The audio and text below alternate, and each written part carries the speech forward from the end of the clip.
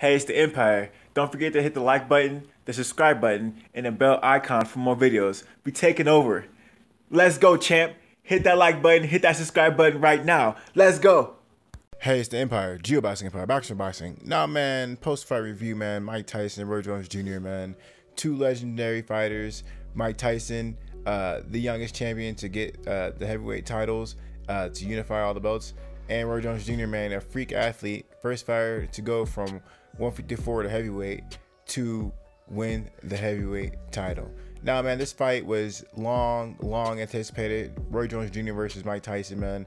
And the fight finally happened, man. There's a lot of trash talk between the two fighters and a lot of aspirations to whoever fighter wins to move on to bigger and better things. Mike Tyson wanted to continue his career in boxing. Roy Jones Jr. wanted to fight other crossover sports such as Anderson Silva and the UFC to really bring both sports fans together to really make a big pay-per-view bonanza.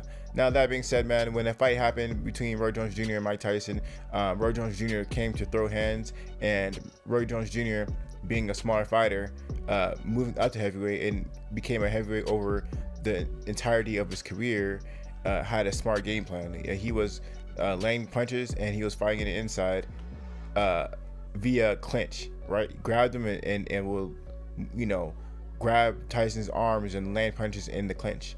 Mike Tyson, he was working Roy Jones Jr. to the body, and that did gas out Roy Jones Jr.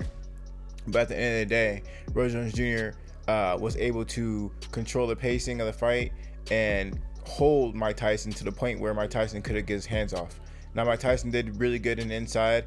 He was really trying to land body shots to tire at Roy Jones Jr., and they both had success. They both had so much success that this fight was a draw. This fight was a draw, man. And it was a pretty good decision because I think they both implemented their game plans pretty well. Mike Tyson came in to destroy Roy Jones Jr., and Roy Jones Jr. had a counter attack to that. So that being said, man, neither legend loses. The legends and their legacies are solidified, and they fought to a draw, man.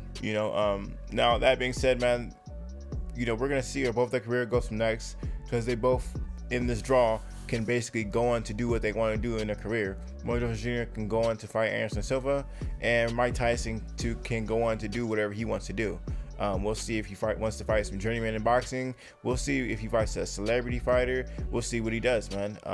At this point in his career, he shook 15 years off of ring rust, and that's a long time, right? That's a decade and a half to shake off that ring rust. And he was actually 3 years the elder of Roy Jones Jr., and his stamina was much better than Roy Jones Jr. because he wasn't huffing and puffing at the end of that fight. So Mike Tyson, man, he did look great in the fight, man, and we're gonna see how he goes from there. Roy Jones Jr., he performed like he was supposed to perform.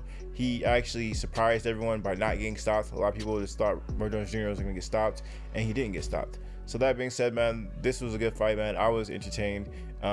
These fighters are a lot older, so this is what I expected. I expected brief seconds of explosion, but for the most part, it was a tactical fight, because these two fighters have been retired for a while now.